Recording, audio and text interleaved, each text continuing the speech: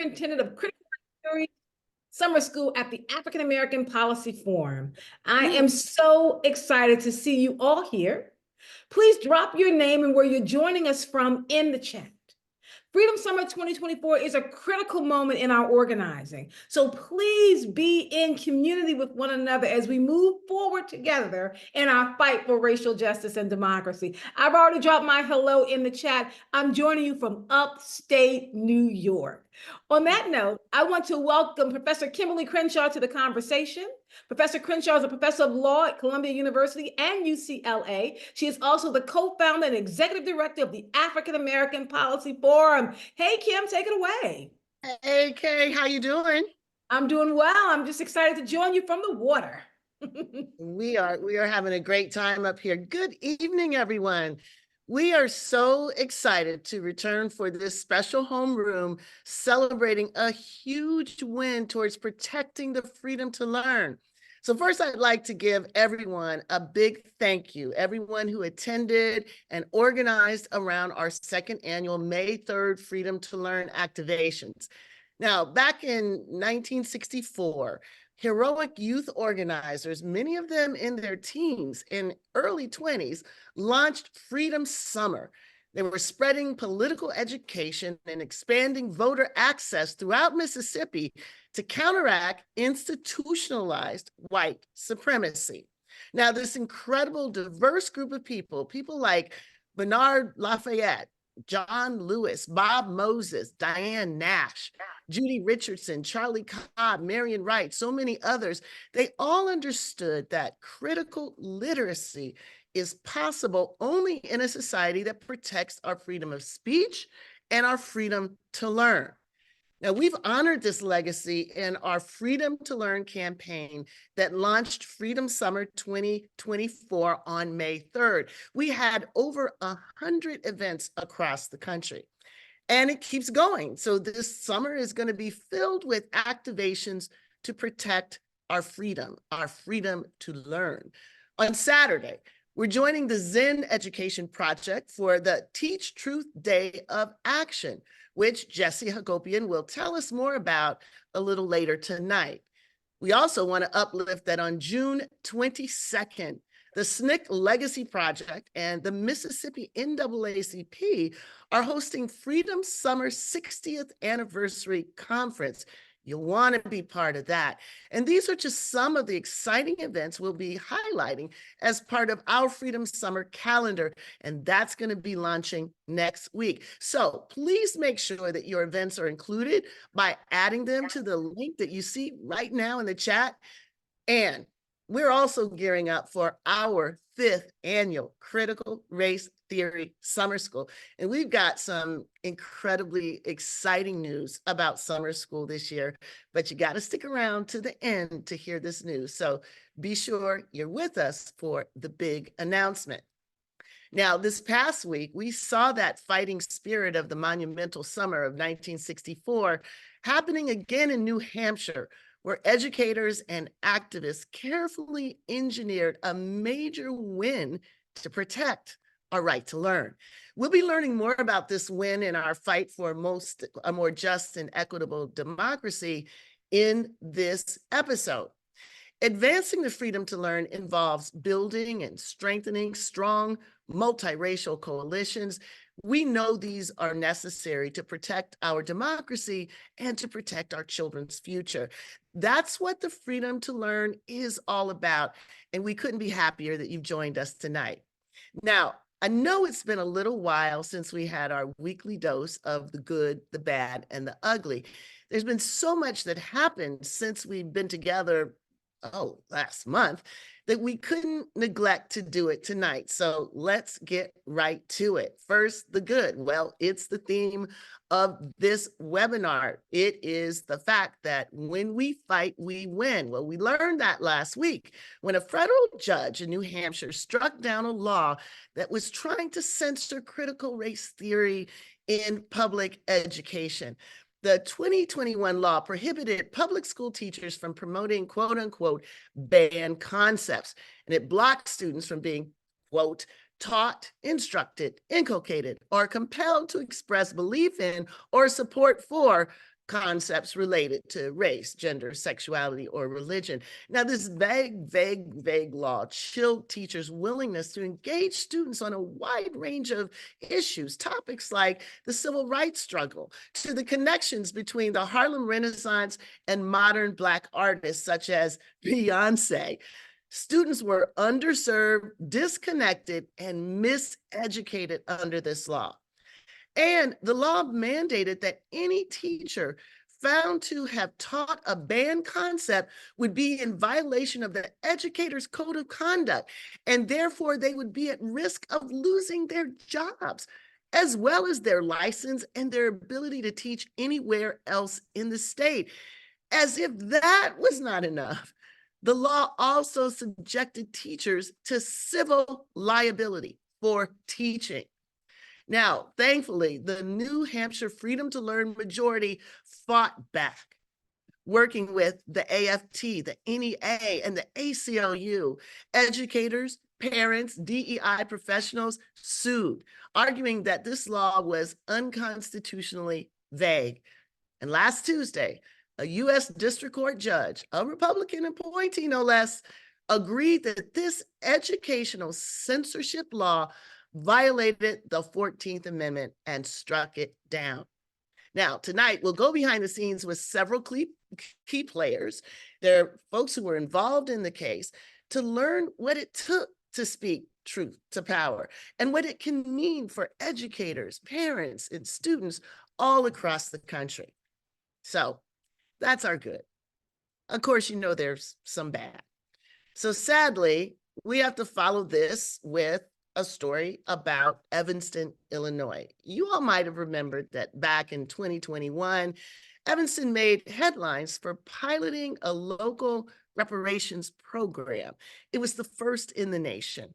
Now, this restorative housing program sought to redress the harms of housing discrimination and segregation in the city. And they tried to do that by dispersing more than $3 million to descendants of Black individuals who had experienced discrimination. Now, they plan to distribute at least 11 million more. Last week, a conservative legal foundation sued the city, arguing that this reparations program was, quote unquote, reverse discrimination. It discriminated on the basis of race, is their claim. Now, to be clear, this program was specifically designed to compensate descendants of those who were impacted by decades of housing discrimination. So now, according to these white would-be plaintiffs, the city's efforts to address the racially specific injury of redlining and segregation actually discriminates against those who never experienced redlining and segregation. Now, we've seen this before, the zero-sum claim that advancing our civil rights denies white people their civil rights. I think we know what to think about that. Anyway, moving on to the ugly. On Tuesday, a federal appeals court blocked the Fearless Fund, a Black-owned venture capitalist firm run by two Black women, from awarding grants to Black women entrepreneurs. The group's self-help mission seeks to address the fact that Black women-owned businesses have received a tiny percentage of venture capital funding. The appellate court determined that the Fearless Strivers Grant Contest is, quote, substantially likely to violate a civil rights law enacted in the 19th century to help integrate former slaves into the workforce. In a world in which nearly every concept or idea has been co-opted by extremists, this one really takes the cake. This is co-optation on steroids. Worse yet, the plaintiffs who brought the lawsuit were allowed to remain anonymous. We don't even know who's behind it. And unlike most civil rights plaintiffs, these mysterious plaintiffs don't have to prove that they were interested in or otherwise qualified to compete for the grant. All they had to claim was that they were white and victimized by this modest effort to channel funds to Black women. Now, if you needed any reminder of the utter hypocrisy of this anti-woke faction demanding colorblind policies on the one hand, while benefiting from very color-conscious legal procedures only available to white plaintiffs, this right here is that reminder. This case, it's got to remain front and center in our minds in the months and the years moving forward. Now, this ugly news serves to remind us of what real discrimination looks like and why we have to fight it. That's why I'm so thrilled to welcome Randi Weingarten, who serves as the president of AFT, and Becky Pringle, who serves as the president of the NEA. I'm proud to count them as two of my favorite good troublemakers. A special welcome to you both. It's good to be with you, Kimberly. So I'm going to start with you, Randi. Reflecting back on the success of the decision, we know that there have been some grueling times over the last several years, in fact. And so it had to be a poignant moment when you looked at that decision and read that judge's opinion. I can't imagine that you didn't feel vindicated by his matter-of-fact affirmation of what you and so many others have been saying all along. Can you share a little bit about your reaction to that opinion? Oh my God. So first, Kim, it's great to be with you. It's great to be with Becky. So let me just say, one of the first things I did was text Becky and say, we won. So, but I am both a teacher and lawyer by training.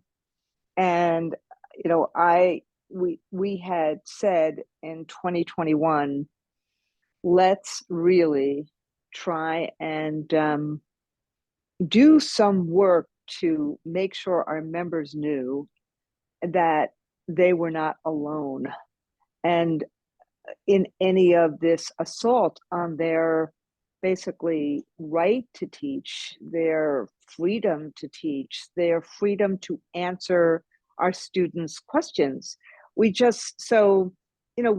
made a promise at a big conference we did to every member that we were going to defend them if they taught honest history, and you were involved with us, and we were involved with you in the fight against this blasphemy of CRT. And so we made this pledge, and we've made it on an individual basis and on a systems basis. And then when New Hampshire basically took the executive order that President Biden struck down as soon as he became president, an executive order that Betsy DeVos and her minions had written, and then had a bounty system, and a tip line to try to scare teachers. We just were like, there is something wrong with this. We just knew there was something wrong with this. And in working with all these lawyers, even though we got a judge that we said, oh my God, he's not going to go with us. We just, when we got the decision, we thought we got a decision initially that basically, shut down some of the states' really egregious accusations and allegations. But then when we got this decision, and I read it, Kim, and I read the piece about, I'm like, oh my God. I'm like, maybe he was a high school civics teacher. Oh my God, this man gets it. This was like reading, for me, I know this is very boring for non-lawyers. It was like reading a novel. It was like every single page. I keep saying to myself, oh my God, I'm taking my, pen and I'm like circling things. But the point when he got to, how can a model UN teacher teach if they can't say one side of what's going on? How do you teach about music? How do you teach about what happened? Like, we just celebrated D-Day today, about Aryan philosophy, about Nazism. And so it felt incredibly, not just relieving, but it felt like, oh, maybe the whole world isn't crazy. Maybe, just maybe, there is still some sanity, some rule of law, some common sense, some sense of this is what teachers go to. So I just felt euphoric. Yeah, yeah. I mean, it is amazing how much we have now accepted how crazy is sort of the baseline, because I remember just reading and feeling, shocked that common sense was ruling the day. And to celebrate the return of common sense tells you how long it's been since we've had that. Randy, one of the challenges that I know we've all been facing over the last couple of years is just how aggressive and anti-democratic this agenda has been. And to a certain extent, this is kind of the lost leader. We've been calling it the Trojan horse that packages a lot of policies and objectives in it. And a lot of times stakeholders may not be aware of what the end game is. What is it that is driving this faction? So opening up that Trojan horse, what is it that people need to understand about what this agenda, the larger, wider agenda, actually is here? Well, the fear is the point. The vagueness was the point. The point is to try and have people say, yes, sir, no, sir, how high. It is putting people, I used to think it was just about winning elections, but it is about the power elite right now keeping what they have, and about, as the pace of change changes all over, and as diversity, really as our country becomes more and more diverse, it is attempting to stop change by creating fear. And the way you create fear is you thwart education. So, and we have been on this road, Becky is eloquent about this, you're eloquent about this. We've been on this road of strengthening, of making things better, of making things more equal. And what they've done is they've said, oh no, we are just going to not only stop, we're not just going to fight you on whether things should be more equal, more kids should have opportunity. We're going to turn the clock so way back. And the way to do that is to create fear and to thwart critical thinking. And so both of these things, in terms of what they said as the war on woke, both of the big aspects of the cultural war, one, denying identity, and the second, undermining knowledge, both of those things go to this point. And that's why, just like the CRT battle, the DEI battle is the same way. You heard it from the same guy, Christopher Rufo. The way that you create universal vouchers, which means to undermine pluralism, is to create universal public school distrust. The way to undermine DEI, the way to undermine CRT is because people don't ordinarily know these words, so they toxify it, just like on banned books. They toxify it. They create fear. They make it so vague, you have no idea which ground you're on. And the last thing I'll say is this. That's also the autocrat's weapon. It is to basically try to hide behind a rock, to basically say, I'm going to shut up. I'm going to be careful. I'm not going to say anything. I'm not going to do anything. And maybe this will go away. So the vagueness, the fear, it's the point to try to get people not only to stay on the sidelines, but then to be so fearful that they go in the other direction instead of fighting. Absolutely. And the reality is that their attempt to go after public education, teachers, and content in the classroom is a fundamental effort to undermine our democracy. Correct. We're most folks probably on this phone call know that we're celebrating the 70th anniversary of Brown. But in its celebration, we're sometimes missing what one of the key ideas was, which was that public education is the laboratory for democracy. Exactly. That democracy counts on it, requires us to think of these institutions as places where we unlearn the white supremacy and the other forms of exclusion, and we learn to be fellow citizens. That is under pressure right now. Exactly. So this is they have a bigger goal in mind, and we have to have a wider, deeper, broader frame to be able to see where they're going to interrupt that. On that note, Becky, the NEA, first of all, congratulations to you as well. You all were front and center in this fight. Now, there are currently a lot of cases around the country that are being filed that are challenging these censorship laws. So tell us what was significant for you about this particular ruling. So, Kim, first let me say that I'm looking at the comments in the chat pop up. And the folks on this call understand the significance of this ruling, and they understood when the law was passed, the impact of it. I often, as we saw more and more laws being passed, not just at the state level, at the school board resolutions, all of that, as we saw that, and the rhetoric.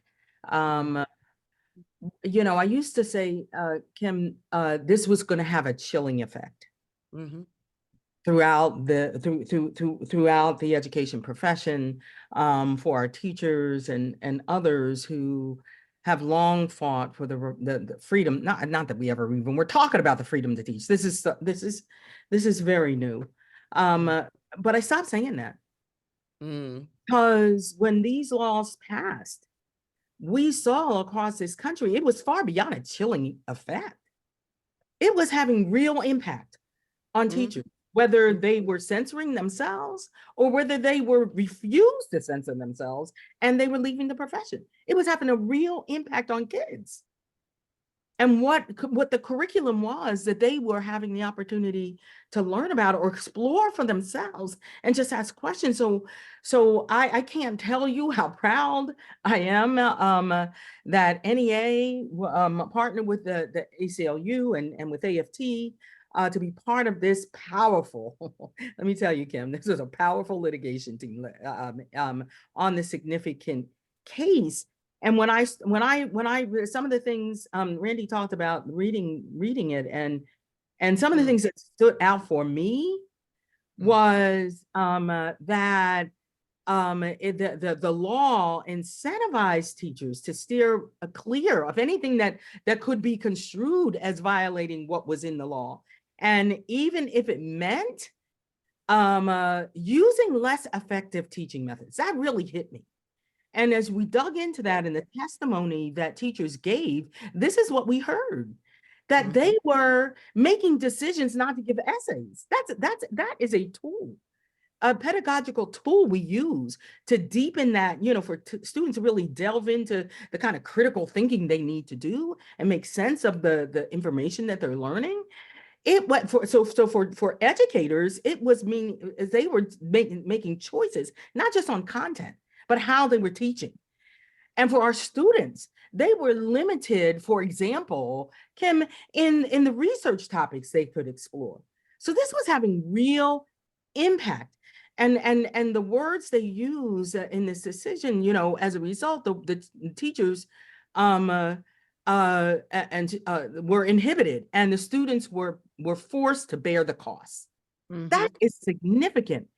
We have other wins throughout the country, NEA's affiliates in Tennessee, filed suit or responded to the law that was passed there, and took legal action, and we won. And it was based on the same divisive kind of vague concepts. We also won in our affiliate in Iowa that took on their law around banned books. Now we know with this ruling and with those, we're pending appeals and all of those things. But the significance is that this is the first case. It's the first one case. Based on the merits of challenging the kinds of restrictions in K-12 schools, that alone it is significant because the law generally does not provide, so far, hadn't provided for First Amendment protection for teachers in the classroom. But what the court found was that the law was impermissibly vague, and left teachers in the dark about what they could and could not teach about concepts that were labeled as divisive under the law. And because this law is identical in so many ways to key parts of other state laws, the ruling in New Hampshire will absolutely help in the reverberations that we've seen in other states. And it'll do it in two ways. It'll aid us in, like Randy said, we're not stopping in our continued suits that we will bring to challenge these laws. And we want to also be positioned better positioned to prevent other states from passing similar laws. And I can't impress upon everyone enough. It's not only the laws that are being passed at states, but we're seeing similar actions being taken at the school board levels too. And so that's why it's really important, as I was watching the slides that you were putting up and the questions that you were asking and following up on, that we understand what is at the root of this. Because we can't just fight it from this place. We've got to fight what the ultimate goal is, and we know what it is. To concentrate power in the hands of billionaires at that top 1%, and to ensure that we are not part of we the people. Yes, yes. And that faction, there's always been a faction, in American society that would use any tool necessary to sustain the hierarchies out of which this country was born, and doing it through attacking public values, public education.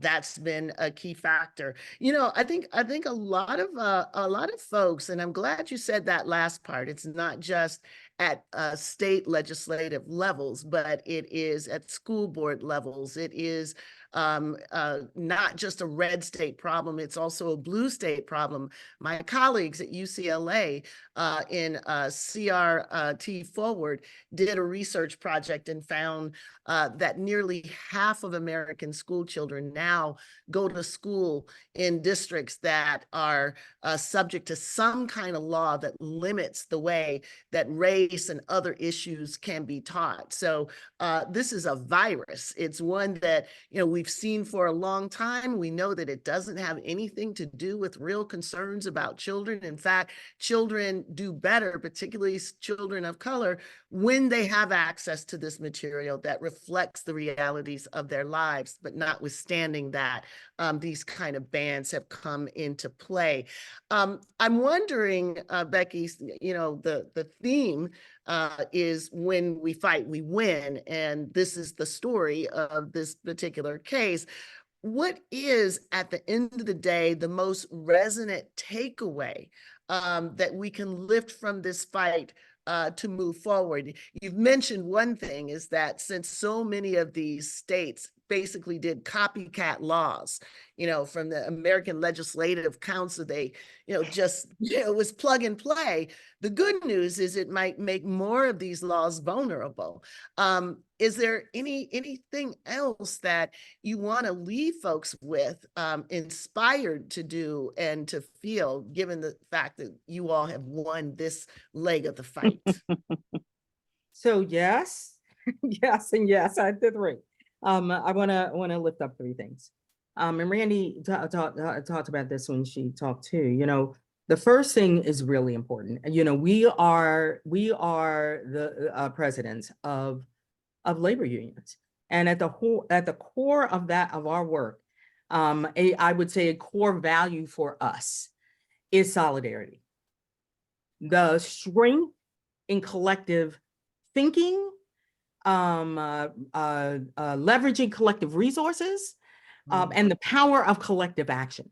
And so I cannot possibly overemphasize that we won this because of the collaboration and partnership of us, NEA, NAFT, our affiliates in New Hampshire, ACLU, all of us working together. And at the, when we started, we had separate cases, but we consolidated them and we litigated them together, which vastly improved, of course, our odds of success. So that's one thing that we have to understand, how important it is that we collaborate, that we partner, that we work together. We have the power to not just defeat these things, Kim, but in this moment, we actually have the power to use that collective action to get what we know our babies need. Get what we know those people who have dedicated their lives to educating them need, so they can do the jobs they love. So that's important. That's huge. The second thing is that we have to, I mean, as much as we're happy about it and it's a piece of things, but litigation is just one piece of our response. It can't be the only piece. It's necessary, but it's not sufficient. Yes. And we've learned that throughout decades, right? It's every bit as important for groups to organize and educate, all the things that you're saying, Kim, and our colleagues that are joining with us and Randy, for us to organize and educate folks about the importance of students having a complete and honest history. And we talk about history a lot, but my dad was a history teacher. I told you that before, Kim. And it's not just about the history. It's about which relates to the CRT issue that you're bringing up. It's not just about that. It's about relating what happened in our history to what is happening to us now, and giving our kids that opportunity to process that and understand it, so that they can make better decisions for our collective future. So it's about that. I think Jesse is going to talk about the Teach Truth Day of Action, which is January 8th, where we're coming together. Organizations on this call are partners in that event that was created by Rethinking Schools and is in project. That kind of action that we mobilize and educate, and that we register voters. And that brings me to my third one, that we can't just do those things. We've got to vote. That has to happen, because the people in positions of power who are making these decisions have got to be people who care about our kids and care about public education and care about our communities and all of the things. So that has to be a huge part of everything we do, so that we understand that if we are going to have the democracy that we want, we have to do, and I'll leave with this. As we did commemorate the 70th anniversary of Brown versus Board, when I talked about that decision, I lifted up the words of Thurgood Marshall. Justice Marshall said, "Where you see wrong or inequality or injustice, speak out, because this is your country. This is your democracy. Make it, protect it, and pass it on." That's beautiful. That is beautiful. Randy and Becky, I could talk to you guys, forever, but I want to say something to both of you. When it comes to putting yourselves on the line to fight back against this juggernaut, it's not a long line that's out there, right? There's you, there's Randy, there's Anthony. I could name a handful of people who went to the mat and brought their organizations with them. And I have to say, we see you. we know that there are costs associated by being in the crosshairs, being willing not to pivot, not to run, but to stand and fight. And because of your leadership, you have set an example for everyone else to know how to take the fight to them. So I want to thank you for joining us tonight. And more importantly, I want to thank you for being the generals that you are that brought us this important victory. Thanks so much for being with us. Thank you, Kim. Thank you. So now I want to take us into those trenches. I want to welcome Deb House, who serves as the president of the New Hampshire office of the AFT, and Tina Kim Philibot, who serves as executive director of diversity, equity, inclusion, and justice. Welcome to our homeroom. Deb, I'm going to come with you first. You've been involved in this case since it started way back in 2021. Could you paint a picture for us of the Pandora's box that was open when New Hampshire passed HB 2? Yeah, HB 2 was actually our budget. So the Divisive Concepts Law was a separate bill, and that got a lot of attention when it came up. People were against it. People mobilized against it. This was back when we still had remote participation in our legislature. And that was a great thing for democracy. A lot more people could actually weigh in and, testify against the bill. And we had an amazing coalition of, not just the two teachers unions in the state, but also the school administrators, faith leaders from across the state, United Way, Better Business Bureau, and just a whole bunch of different organizations coming out and saying, this is bad for our state. We do not want this to become a law. And we got the bill tabled and we thought, okay, this is a good thing. They listened to us. And then all of the language was, stripped out of the bill that was tabled and put in the budget. And of course, the governor said, oh, you tied my hands. I have to sign the budget. We can't be without a budget. So he grudgingly signed the budget. Yeah, right. We were not born yesterday.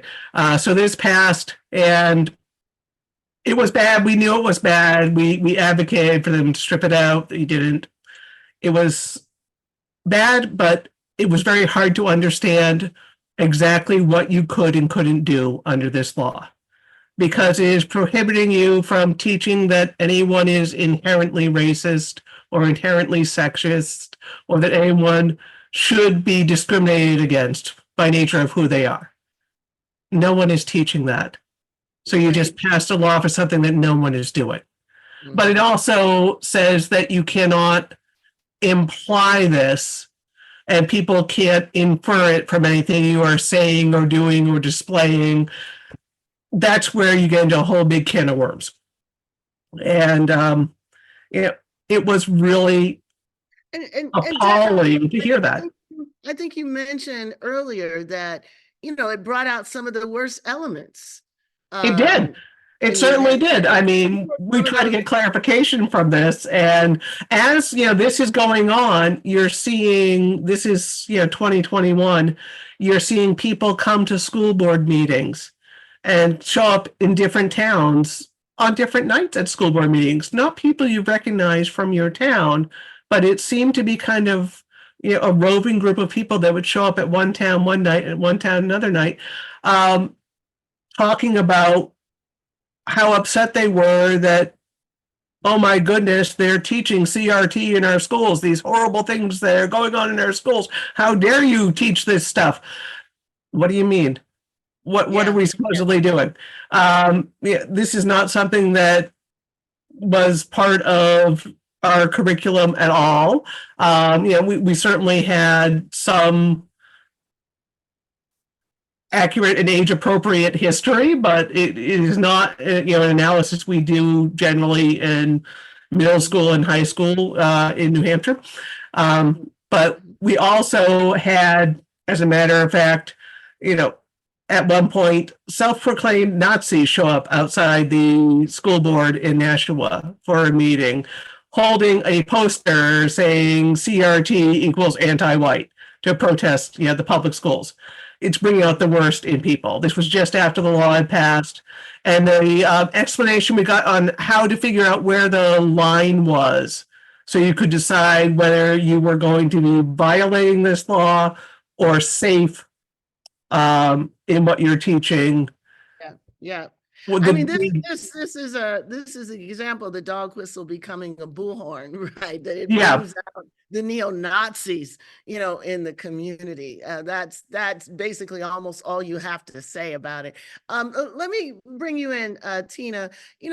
A lot of the reporting that we've been reading about these educational censorship laws, they focused on the supposed discomfort or the shame that they claim is caused to white students, and they sidestep entirely the emotional discomfort of some who actually have lived experiences and are descendants of people with lived experiences, and those ideas and those histories are either sidestep or normalized. We don't get to hear about the students and the teachers and administrators who are targeted by these laws. So you were a plaintiff in this lawsuit. Give us a sense of your experience and what compelled you to fight back. So I grew up here in New Hampshire. I'm a transracial, transnational adoptee, and I didn't even have a person who looked like me in my own house. And I went to school in K through 12 in Manchester, New Hampshire, where I now work. And Manchester is the most racially diverse city in New Hampshire. I ended up becoming a teacher to be, the adult I needed when I was a kid that I didn't have. And when I started teaching, I was one of 300 teachers. I was the only teacher of color in the whole district for a good decade. And that is not unusual in New Hampshire. Wow. Wow. So it was lonely for sure. And then when I had my child, who is now 21, right, took after mom for sure, and was one of the youngest ACLU interns back in the day. So really proud of that. But when HB 544, when it was a House bill that Deb was talking about, came out, my child was a senior in high school at the time.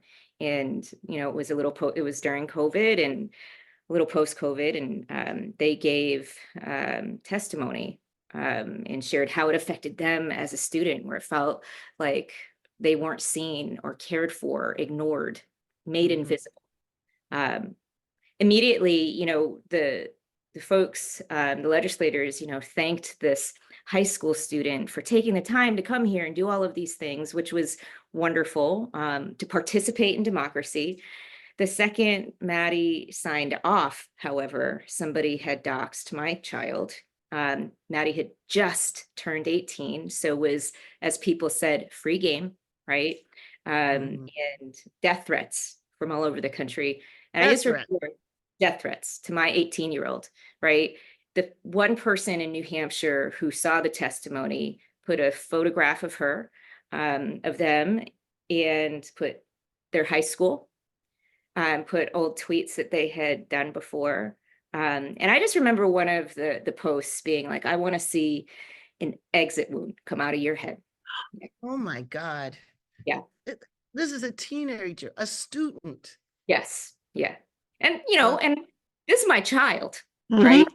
This is my child. And so later, the DEI director, so I'm the first DEI director in my school district and actually in the state. And my co-plaintiff, Andres Mejia, we came in together. So we're the first people to hold these positions. So this law gets signed by our governor on June 25th, 2021. And then I get signed into my position on June 28th, 2021. And welcome.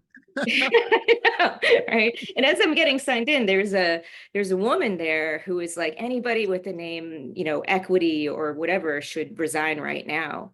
Oh. When when we're talking about the bounty the Moms for Liberty bounty, $500, yeah. by the way. Yep. And it was that person, one of the leaders of Moms for Liberty, actually comes to my school board meetings often. So it is quite present. For me, as one of the, as one of the only teachers of color in my district for a good long time, now as one of the first DEI directors, what we're not talking about a lot is like what you were saying before. How is this affecting kids, right? This is a complete erasure. And then and also as a teacher, I remember being in trainings when the law first came out, and I had asked a question, is it different in, these discussions that folks are having and how we're positioned? So for instance, right, if a white female teacher had a discussion about something like BLM, is that okay? They said yes. Would it be different if I had that discussion about BLM? And they said yes, it would be, that I would be potentially reliable. Yeah, and these were attorneys who were saying this, training us on how to abide by this law. So I joined the lawsuit because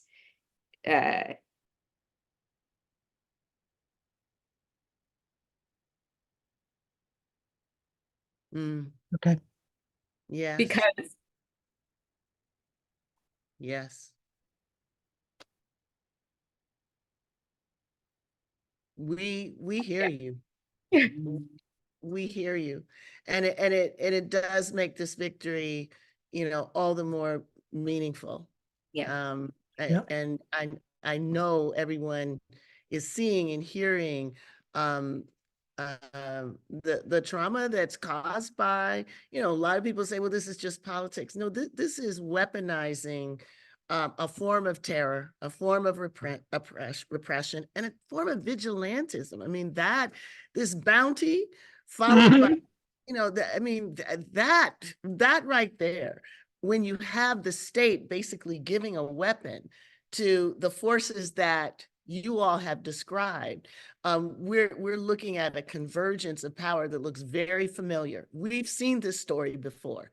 We know how it plays out. Deb, let me just come back to you for a quick final word, and Tina, I want to end with you. So yeah, this bounty that Moms for Liberty put out there, I think a lot of people don't really understand how that really functioned and what it's telling us about how the state power is being weaponized and put in the hands of some of these forces. So what is a takeaway that you want people to understand about how bad this has gotten, how threatening it is, how it is undermining our very democracy? Well, the bounty was put up on social media, and the very next day, as Moms for Liberty put out $500 bounty for any teacher caught violating this law, the very next day, the Commissioner of Education put on his webpage a form to make it easier for parents to report teachers for violating this law. The law had passed months before, so it was already in effect.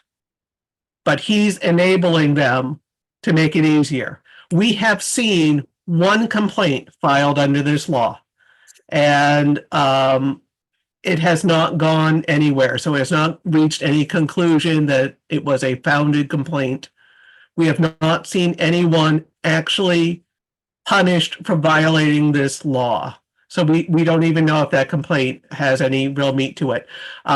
However, what we have seen a lot of is people getting the commissioner's ear, by calling him up or getting his email box and getting him to send down his investigators to do an informal investigation. They'll complain because they feel the law has been violated, but rather than a formal investigation, he'll send someone down to poke around and never file any formal charges. We have members founded over this. Yeah. That's all they need, right? They don't really need anything but that apparatus that has the chilling effect, which fortunately, this case did seem to. It reinforces it, yes. So Tina, I want to come back for a final word for you. looking back on your experience with your family and yourself and the costs that have been borne by you and your family. What message do you have for other folks around the country who are suffering under this kind of repression, suffering under these laws? Well, I think you said it. When we fight, we win, right? Mm. So when I think about, our attorneys, Gilles Bissonnette and Chris Urchel and Morgan Nean from, ACLU and GLAAD. And what I appreciated, what they did was they made sure to center the voices of the people who were most directly affected by this law. And that was, myself, Andres Mejia, two people of color, our students of color, my child, the teachers on the ground doing the work. I just look at myself as like, I'm just a teacher, I'm a teacher and I'm doing the best I can by my students. And I had a chance to show my child and to show my students and my community that you can fight, you can stay in the game, you can win. And what I really appreciated about our representation too is, like I said, they centered the voices of those most directly affected by law in our state. Yeah. And I think, I became a teacher, like I said, to be the adult that I needed. And I could not think of a better way to show my students and to model for other teachers that you care about kids. You say you're here for equity. Well, you can show up in so many different ways. This is how I did it. How do you do this in your class? You pick up that book, right? You have the conversation. You lean into building relationships with your kids and you care and love them. So. Deb and Tina, thank you so much. I'm going to thank you for being the heroes, the courageous people who are willing to stand up and speak this truth to power. And thank you for sharing that experience with all of us. So folks, this is where we typically turn to our artivists to provide an uplifting and inspiring offering that amplifies the urgency of this movement. Well, today, our artivists are our own AAPF Arts and Media team, Ashley Julian, Julia Sharp-Levine. Here is the world premiere of the May 3rd National Day of Action video, where we stood in front of the US Supreme Court with our many allies to say loudly and clearly, no U-turn on racial justice. Please check it out.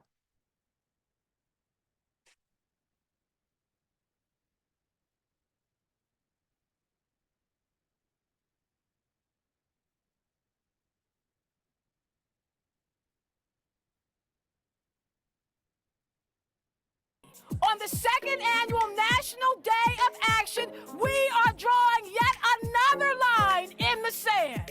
Because when our rights are under attack, we stand up, we get organized, we get activated, and we fight back. We won't go back. We won't go back. We won't go back. We won't go back. We won't go back. We won't go back. We won't go back. We won't go back. Say freedom to learn. Freedom to love. Freedom to control our own bodies. Freedom to fund our freedom. This afternoon, I'm reminded of how students across this country started their mornings with the Pledge of Allegiance that ends with the promise of liberty and justice for all. I'm reminded of how students across this country are wrapping up yet another school year where they have had to be subjects of political debates of their classroom learning environment rather than what's necessary for their success. We're here because this very institution right here once said that African Americans had no rights that whites were bound to respect. They said that the protections against discrimination that we fought so hard to win were unconstitutional. That Native Americans had no title to their land. That Japanese Americans could be confined to incarceration camps. That queer Americans could be treated as criminals. And that women were second-class citizens who whose only good and value to the nation was in our capacity to reproduce. We owe obligations in life. One we owe is to our ancestors that opened the doors, paved the way, inspired us. But we owe another obligation, and that is to our progeny, to the young people coming up and coming along, that we will not sleep, we will not rest, and hell yes, we'll be woke. Because it's better to be woke than to be asleep. We know that walking on our campus every day, we are history. We are making history. We are honoring our ancestors that protested in 1955 and prior, okay? And we are here to do the exact same thing, unfortunately, for the exact same reason, and we're not going anywhere. I don't know if y'all have ever met a Morgan State Bear, but we don't take no mess at all. And so a message to the great leaders of our nation, Morgan State Bears, and other college students for that matter, we are not going anywhere. We will continue to advocate for our right to learn and our freedom to learn, and we will continue to advocate for the future generations that are coming after us that deserve that right as well. Many people have often said when it comes to the work of civil and human rights that it is not a sprint, it is a marathon. I want to suggest that the fight for civil and human rights is not a sprint, it's not a marathon, it is a relay race. It's a relay race because it's the only kind of race where you run in such a way to win, not simply because you want to win for yourself, but because you know that there are those who have run before you, and there are those who will run after you, and you know that how you run will impact where the baton is given. The continued and unwavering assaults that we've seen on reproductive rights, transgender rights, and the freedom to learn the full, complex, true history of this nation. These attacks endanger the very lives of the women, people of color, and marginalized communities who are at the heart of YWCA's mission. We come from a people and a heritage that even when it was illegal to read, some way, somehow, we found a way to write. Somehow, some way, we found a page in a book. We've got to fight for our right to learn. We've got to fight against the Achilles heel of our democracy, which is its racism and the ignorance about it.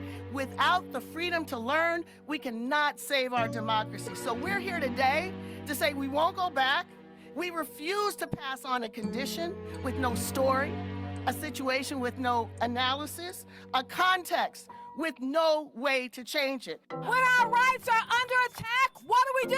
Stand up, fight back. What do? Stand up, fight back. What do? Stand up, fight back. When our rights are under attack, what do? Stand up, fight back. What do? Stand up, fight back. What do? Stand up, fight back. We built this country. We built this country. We're not going nowhere. We're not going nowhere. So say it, repeat it, do it today, every day, until we're free to take our country back.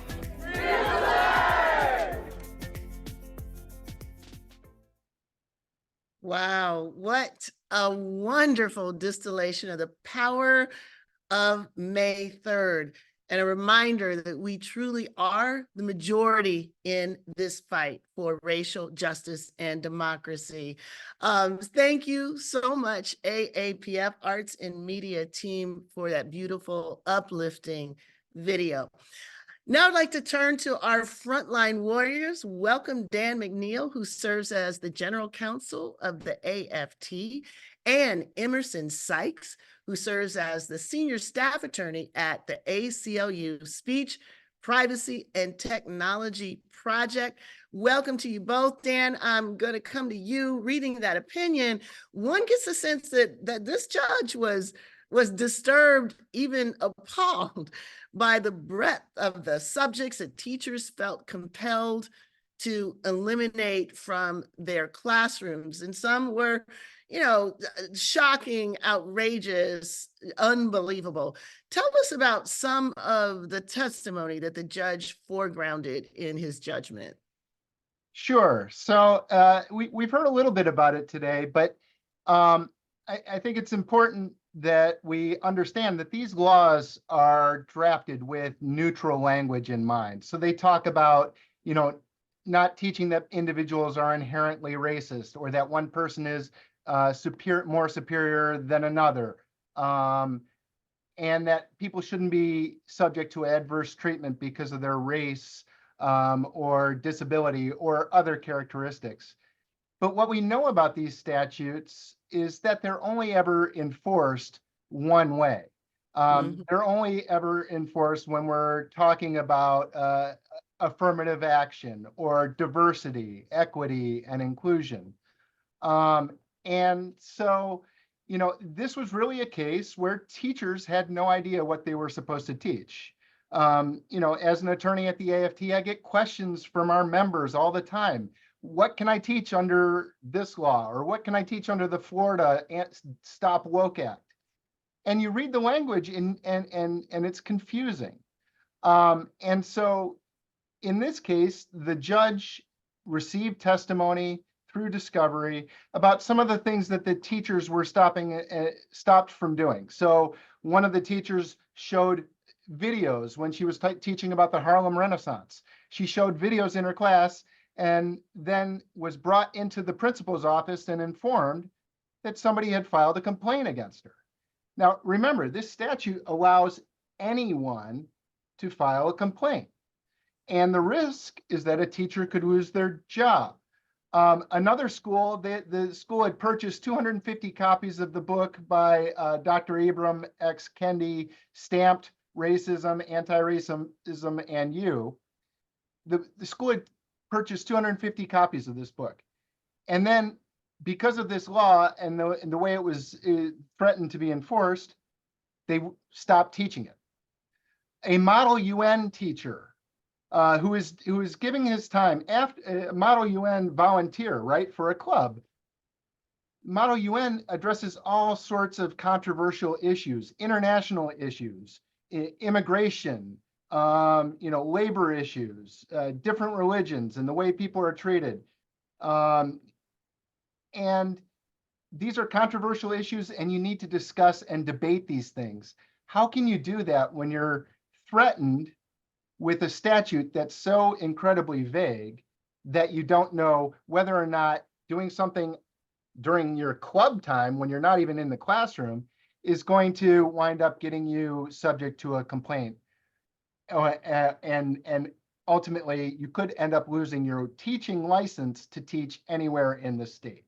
And the judge recognized this. The judge said that this statute, the way it's written, it says, rather than take on issues like structural racism, implicit bias, and affirmative action directly, this law employs general terms such as teaching that one's race is superior to another, that individuals are inherently racist, and that individuals should not be subject to adverse treatment because of their race. While these banned concepts may appear straightforward at first glance, their ambiguity comes to light when they're put into practice. And so, as Randy mentioned from her comments at the beginning, this vagueness that was such a problem for the judge was a feature of the law, not just a bug. And so individuals were self-censoring. Teachers stopped teaching critical thinking. Instead of having essay questions or having students make analogies from their own life to what they had read in a text, they just stopped doing that. And that was hurting not just it wasn't just stopping the speech of the teachers, it was hurting the instruction of the students.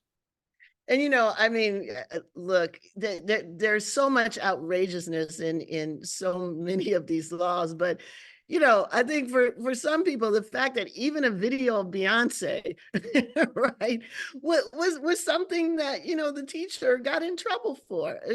I think it just boggles the mind, you know, of a lot of people.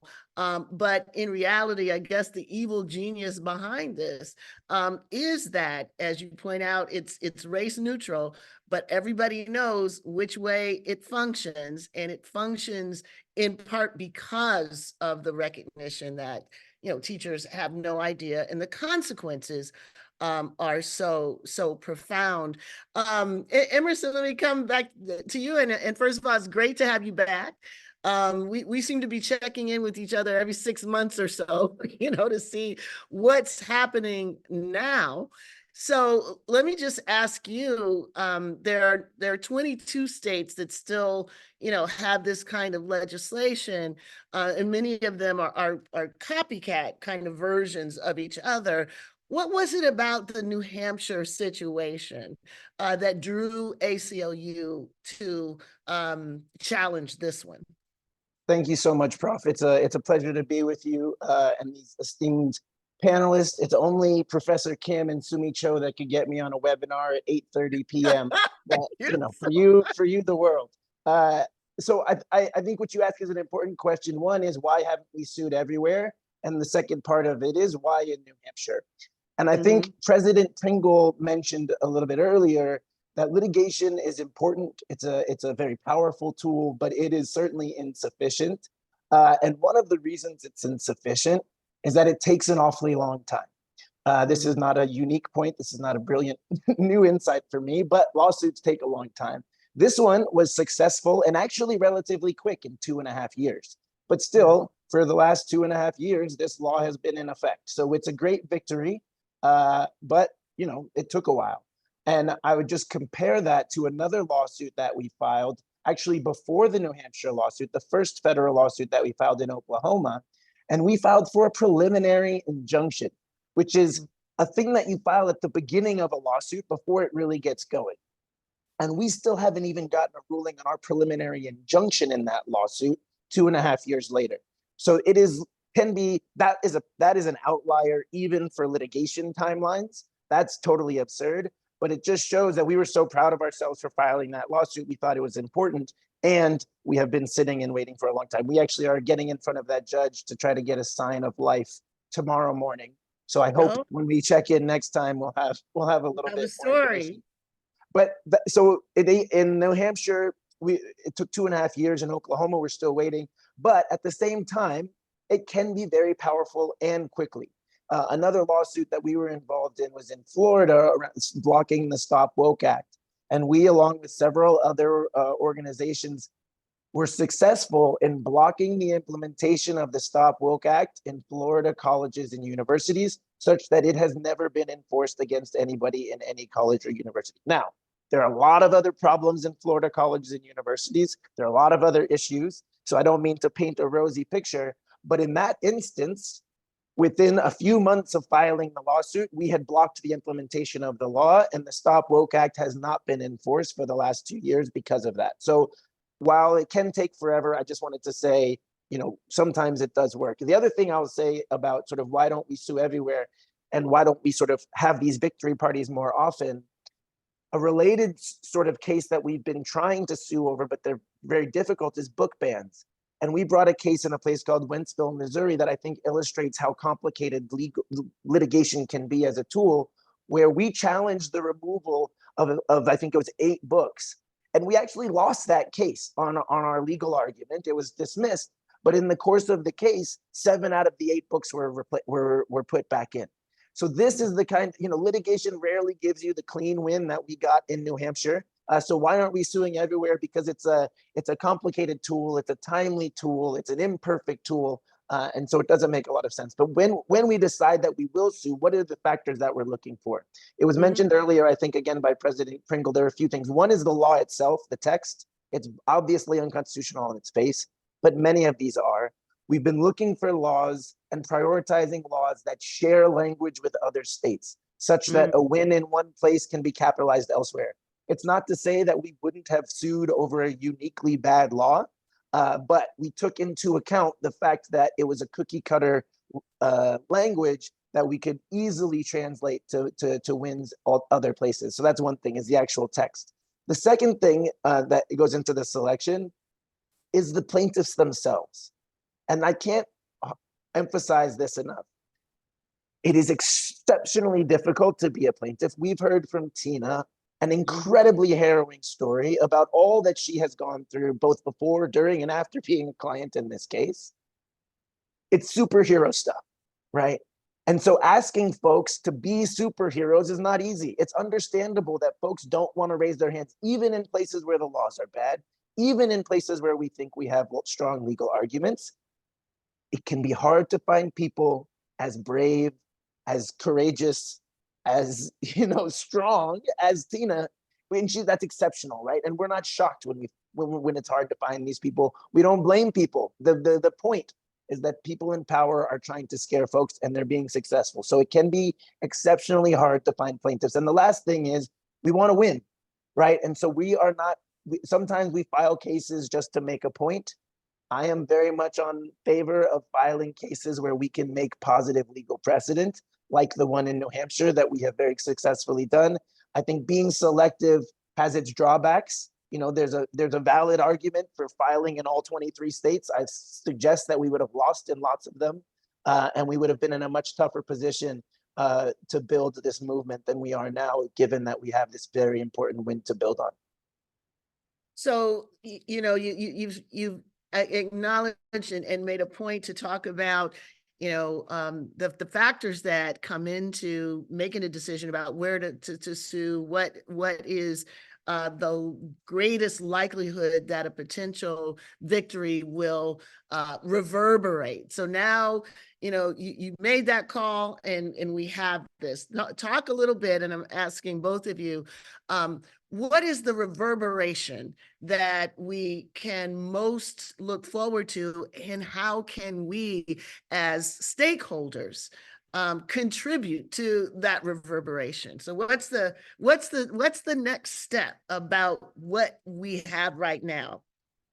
Well, then I'll just jump in, and then you can finish up. I mean, very tangibly, tomorrow we are going to focus on this decision with our judge in Oklahoma. We've already sent it to him. There's another very strong decision that came out of Tennessee recently. The Tennessee Education Association had a big victory that we've also notified our judge of. And this is not uncommon, right? We actually just send the opinion and say, Judge, you should know about this. And in our New Hampshire case, as Dan knows, on several occasions, we sent them other rulings, including the Stop Woke Act ruling, including other relevant wins. And so very directly, we send them to the judge. We say, look here, look at this page. This is directly relevant. Feel free to cut and paste. We're dealing with a judge in Oklahoma who we're trying to just make it as simple, as easy as possible so that we can get a ruling out of him. So the fact that Judge Barbadaro did so much of the work, I think should be helpful. And I think the other thing that was brought up was beyond sort of directly relating precedent, whether it's binding precedent or just instructive precedent. There's also the deterrent effect, right? You're wasting your time if you draft these laws, if you pass these laws, if you implement these policies, because we will challenge them and we will win. Excellent, excellent. Dan, I'm going to come to you and just preface it in this way, because what we really want to be able to do is empower stakeholders to grasp these victories. And yet we recognize that the environment, the terrain is not equally, balanced. So for example, I mentioned the Fearless Fund case. That one was all over the media. Everybody knows that this was a significant loss to race conscious policies. The handwriting is on the wall. This case that turned around this anti-woke assault, not so much. So we know that we're in an environment where the asymmetry that we're talking about actually is not just in the legislatures, it's not just in the courts sometimes, it's also in the media, what they choose to elevate and what they don't. So our challenge is to be the carriers of this, to be the ones that are able to say the vagueness is not a bug, it's a feature. So as you ponder what's next, what are the ideas, what are the things that we stakeholders need to be doing about these victories? Well, we've heard the phrase several times tonight: when we fight, we win. And so we can't be afraid to fight. Randy mentioned that AFT pledged that we would defend individual teachers and we would take on system-wide abuses. And so we have to be willing to do that. I want to mention, this is a conservative judge who ruled this way. Yeah. Right. And this is George H.W. Bush appointee. And you know, in the Honey Fund case, the Stop Woke Act, that was a 3-panel with 2 Trump judges and 1 Clinton judge that struck down the Stop Woke Act as it applies to businesses in Florida. So some of these laws are so fatally flawed that conservative justices can issue a conservative decision. This is a decision about due process and separation of powers. It's about vagueness. And so even conservative justices can find fault with these laws that are so fatally flawed. So we can't be afraid to take on these cases, whether it's in New Hampshire or Oklahoma or Tennessee. You see that we when we fight, we win. And you know, it's no surprise that, like, when the Trump administration was passing all their anti-immigration laws, they weren't following the Administrative Procedures Act. And when they pass these laws, they're not following the Constitution. So when somebody's doing something that's so biased and so, you know, with an explicit purpose of shutting down educators or, you know, targeting a racial minority, even conservative justices can see that these laws are poorly written and find a way, even with their ideologies, to strike it down. And that's where creative lawyering and picking the right cases and picking the right statutes and the right plaintiffs to bring these cases. So we got to keep up the fight. We certainly want to thank you for being the warriors in the trenches. We hope to see you back on another occasion to celebrate a victory and to more fundamentally, you know, make sure that the ground is no longer receptive to this ugly campaign to undermine our freedom to learn. So thank you so much, especially for the hour. Thank you. Okay, I now want to welcome Paul Ortiz, who is currently a professor of history at the University of Florida, another belly in the beast site. And we want to just have a quick chat with Paul to widen the scope of this assault on our democracy. Paul, welcome back. We've been looking at New Hampshire and the fight over K-12 education, but of course, as we just heard, you know, Florida is ground zero for the anti-woke assault on teachers, higher education, and students. I know you've experienced some of this personally. Can you help fill in for our listeners how these laws have miseducated future generations? They've upended careers, they've destroyed institutions, and threatened to ruin livelihoods. Paint a fuller picture about the scope of what these laws have done.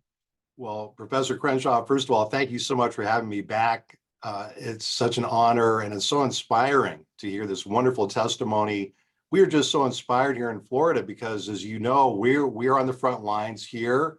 We're on the front lines in Texas, Oklahoma. It seems everywhere, right?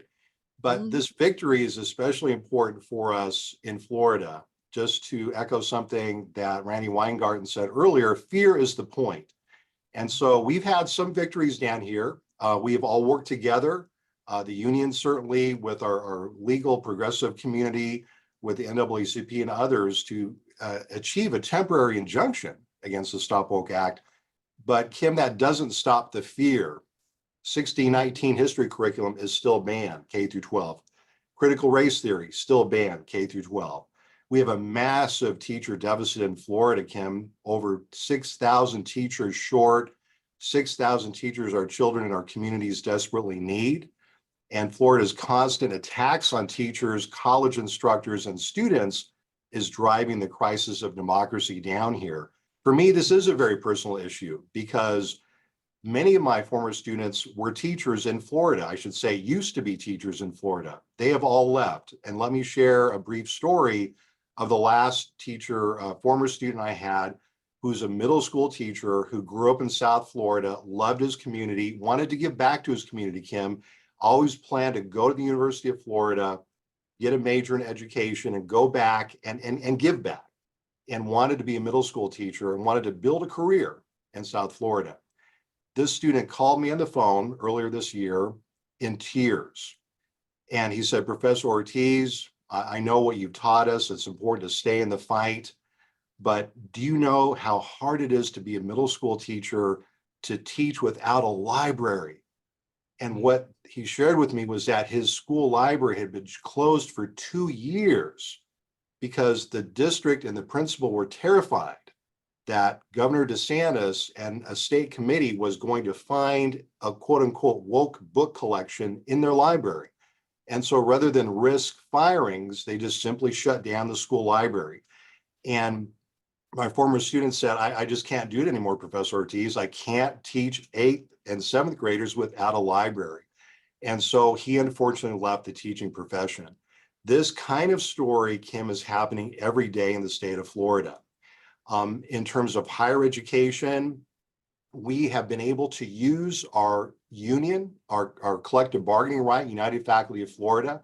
Very proud to have Randy Weingarten and Becky Pringle as our presidents, right, as our co-presidents in a sense.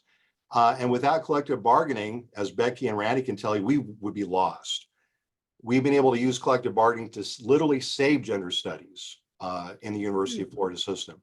We've been able to use collective bargaining and the threat and the filing of grievances to stop administrators from attacking our junior untenured faculty who are teaching race, using that in their research, using that in their teaching, and have been told by administrators. And Kim, the thing I want to emphasize here is there are really no bad people here, right? There's a bad system, there's bad laws.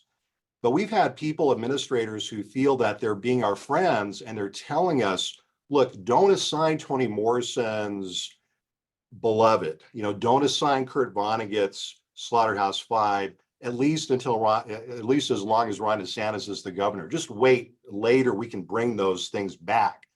But we all know what happens if we surrender our rights. We lose what democracy we have left. So we're hemorrhaging teachers, we're losing great students.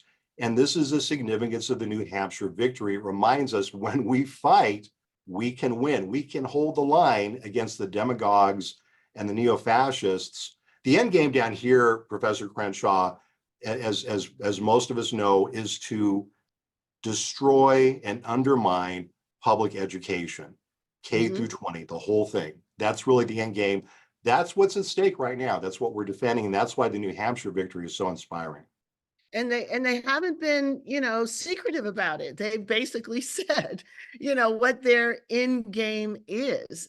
Along with that, of course, is what you've just pointed out, that the power of unions, the power of using some of the hard-fought victories from the past to defend against these efforts to roll back education in this current period. That is the most powerful thing that we can lift up in this particular victory. I want to ask you this one last thing in the last couple of minutes we have with each other. We started off with saying that this is Freedom Summer 2024. And what we're lifting up is the relationship between democracy and education, literacy, and the ability to exercise political power, the connections between those who want to take away our freedom to learn and our ability to articulate our condition and our ability to do something about it. You have also incorporated Freedom Summer 1964 in your pedagogy, in the work that you do. What can you lift up for us that we can embrace from the way that you teach the relevance, the continuing significance of Freedom Summer 1964? Well, Kim, every summer I take University of Florida students to the Mississippi Delta, and we interview veterans of the Mississippi Freedom Movement. We interview people who were there during Freedom Summer, people who were there even before Freedom Summer, people who formed the Mississippi Freedom Democratic Party, people who worked firsthand with Fannie Lou Hamer. And the reason I take my students there, Kim, is I want them to see models of democracy in action. I don't say much. My main job is driving, is getting the students there, and then they talk to these incredible freedom movement veterans. And I think it's so very important. And if you think of these laws that the states are trying to pass, see, the Mississippi Freedom Democratic Party and Freedom Summer had a pro-democracy critique of the injustices of the American system.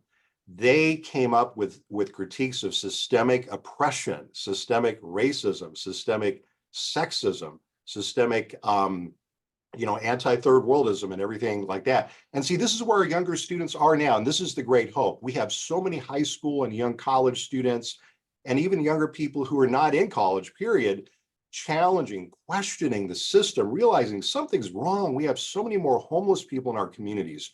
We have so much of a deficit of housing, and yet there's open houses where no one is living in, right? We have economic inequalities in Florida and other states that are just staring us in the face. We have Mar-a-Lago, we have Palm Beach, we have some of the richest communities in the country alongside of some of the poorest communities.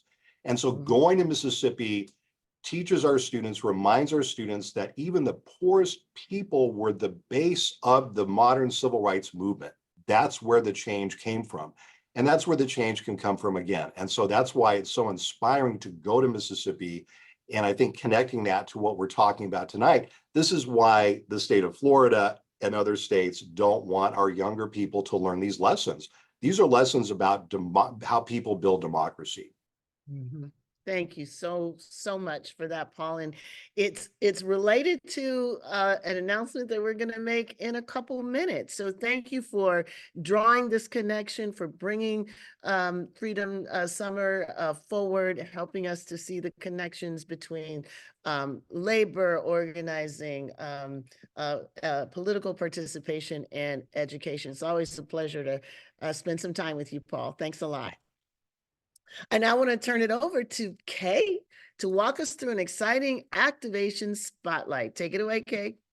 Thank you so much, Kim. I am learning so much. I feel like I'm back in graduate school. I'm enjoying it just that much. I'm excited now to welcome our friend, Jesse Hagopian, to our activation spotlight. He's a writer and an educator based out of Seattle. He's here to tell us about the Zen Education Project's Teach Truth Day of Action taking place this Saturday, June 8th. Jesse always brings it. So we are proud to partner with the Zen Education Project on the Teach Truth Day of Action. Welcome, Jesse. How are you? I'm great. Thank you so much for having me. And I agree with you. I'm learning so much. What an incredible forum you all have organized today. It is incredible. Can you tell us about what's happening Saturday? Give us the dibs on the Teach Truth Day of Action. No doubt. Well, I'm honored here to represent the Zen Education Project and speak about this 4th annual Teach Truth Day of Action that is set for Saturday, June 8th, co-sponsored by over 60 different national organizations, including AAPF. And at Zen Education Project, we have over 160,000 educators who have registered at our website to use free downloadable people's history lessons. And so we are organizing this day of action so that teachers know that when they use those lesson plans they've downloaded from our website, when they teach outside the textbook, when they teach a people's history, when they teach the truth about the Black freedom struggle, that we will have their back, that they won't be alone when they're attacked. And I'm talking about teachers like Melissa Temple, who was fired for advocating for her kids to be able to sing the pop song Rainbow Land by Miley Cyrus and Dolly Parton, right? I'm talking about teachers like Markele Gray, a Black teacher at Charlotte Secondary School in North Carolina, who was fired for assigning his 7th grade class the New York Times best-selling book, Dear Martin. Or Amy Donofrio in Florida, who was fired for being a teacher who empowers her Black students and had a sign, a flag up in her class that said Black Lives Matter. And, you know, she's facing a court hearing next Thursday to judge whether she'll be able to keep her licensure in the state and teach again. So we have to raise awareness about her case and so many others who are under attack around the country. And that's really what the Teach Truth Day of Action is all about. And I would love to just tell you a couple of the big actions that are Yes. organized around the country.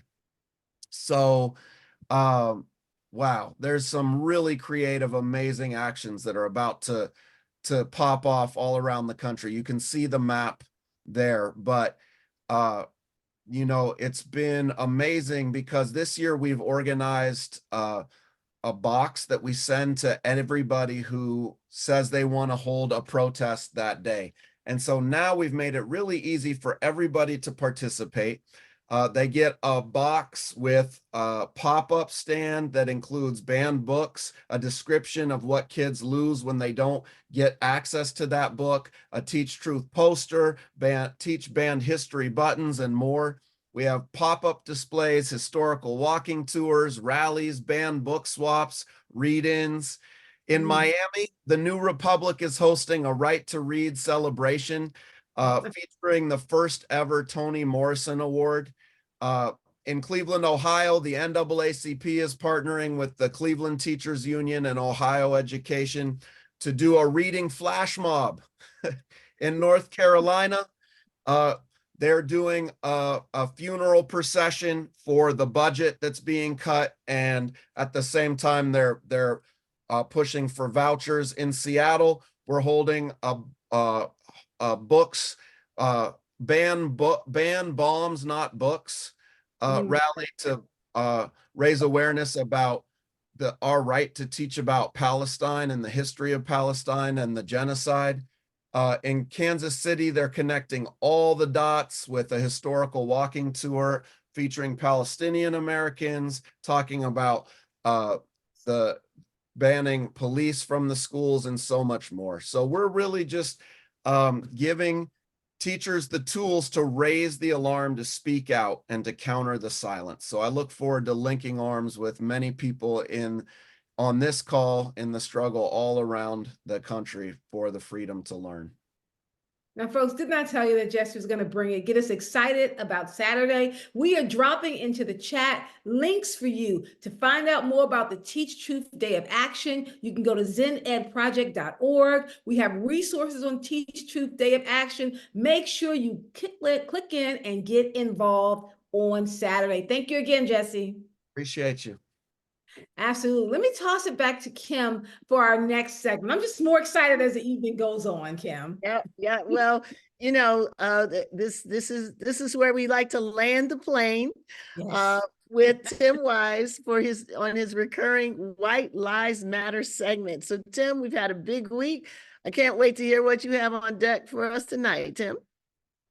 Well, thanks, Kim. Well, as you know, I am always on the lookout for the most ridiculous, most recent white lie that's out there. It is a dirty job, but some white guy's got to do it. I guess it'll be me. As you know, there have been a lot of those white lies since our last homeroom, but the universe has this weird way of sending us the best ones right before we go to production. So here's one this week. In response to the guilty verdict in the Trump hush money trial, Congressman Dan Bishop of North Carolina went on a podcast and said with no sense of irony, no misgiving, that what New York did to Trump was, quote, as bad as it was in Alabama in 1950 if a person happened to be Black, end of quote. So since Bishop referenced Alabama in 1950, I thought, you know what, let me look it up. I mean, I sort of think I know how bad it was for Black folks in the South at that time, but I like to be specific. So rather than point out, what happened to Emmett Till in Mississippi in 1955 or Medgar Evers in Alabama, but not until 1963, also in Mississippi in 1963, I figured, let me check and let me see what was going on in Alabama in the actual year that Congressman Bishop referenced. So I did that, and it took me about 15 seconds. And I'm going to assume that the congressman or like somebody in his staff, an intern or somebody, knows how to operate the Google machine. So I assume they could have found the same material I did in roughly the same amount of time, but I know they have different priorities. So, whatever. As it turns out, there is a really important story from Alabama that year. On August 13th of 1950, a 22-year-old man by the name of Hilliard Brooks Jr. was murdered on a bus in Montgomery. So that ought to sound familiar. This was several years before the bus boycott. He was murdered on a bus in Montgomery after he refused to enter and exit that bus through the rear of the bus. The driver called the cops. The responding officer shot and killed Brooks and injured 2 others, leaving Brooks's pregnant wife without a father for their several children. So, that is exactly, I think we all realize, exactly like what happened to Donald Trump, except for the racism part and like the shooting part and I guess like the dying part. But everything else was absolutely 100% totally the same. And I think, honestly, what has Trump upset is not that he's being treated as badly as Black people were under Jim Crow. What has him steamed is that for once in his life, he wasn't treated as well as white people under Jim Crow, who routinely were never charged for all of the crimes that they committed. So if there is a Jim Crow linkage in this whole thing, that's the Jim Crow linkage, not the one that the congressman was implying. Wow. Tim, comparing Trump's treatment to civil rights martyrs like Emmett Till or the 4 young girls who were killed in the 16th Street Baptist Church bombing in Birmingham, that's pretty bad. But maybe there's a bright side, right? At least it's good to hear some of these folks acknowledge that bad things did happen during Jim Crow. Lately, they seem to want to deny even that. It's sort of the whole point of making us forget or banning these books or having restrictions on what we can teach. So are they coming out of this fever? Are they, recognizing that, okay, bad things happen, or is this just wishful thinking on my part? Well, that was a very nice effort to be ecumenical and give them the benefit of the doubt. But I think we all know they don't deserve it. Look, when Representative Bishop mentions how bad Jim Crow was, even if he only did that to make this ridiculous comparison with Trump, you just got to know that Representative Byron Donalds was going to hit back with like a hold my beer moment. And indeed, that is exactly what he did. Yesterday, the Florida congressman, who is currently, as I think many people know, vying along with Senator Tim Scott to be Donald Trump's best Black friend, or as Trump would probably put it, his Black, quote unquote. Donalds did just that. He implied that Black folks were better off under Jim Crow because since there was no so-called welfare state, the Black family was stronger. Never mind the fact, I guess, that Black poverty was 2.5 to 3 times higher in the 1950s than it is today. Never mind the fact that those so-called welfare programs, according to the experts, have had virtually nothing to do with Black family structure. And I mean, that ought to be obvious. A few $100s a month in cash and nutrition assistance is not exactly an incentive to become a single parent or break up your marriage, right? And all throughout Europe, we should remember, where these kinds of benefits are much higher, there is no evidence that strong social safety nets damage white families with income support and universal health care. So unless Representative Donalds wants us to believe there's something uniquely wrong with Black people, such that they and they alone can be brought down by Head Start and some school lunches, right? Then it's all pretty ridiculous. So the bottom line, and this comes back to our theme tonight regarding the way that we teach these subjects in school, all of this proves how important it is to fight the erasure of Black history and Black truth, because foolishness like that can only fester if we paper over the truth of who we've been as a nation and who we too often still are. Thank you, Tim, as always, for making it plain. So we've come to the end of our evening and a time for us to really gather up and tell you what's going to happen next. But before I do that, I want to thank all of our guests for contributing to a marvelous program tonight. So we are happy to be able to continue the tradition of Freedom Summer 1964 to build community through sharing knowledge in the fight for racial justice and democracy. Remember, everyone, let us know about events that your organization is planning. You can link it up in the chat so we can include them in the Freedom Summer 2024 calendar. Now, we're excited for all of our upcoming Freedom Summer 2024 events, including our 5th annual CRT Summer School, Freedom Summer 2024, No U-Turn on Racial Justice. That's going to take place July 29th to August 2nd. Now, here's our special announcement. This year, we're delighted to announce that we're going to be heading to Nashville, Tennessee for an in-person component of CRT Summer School.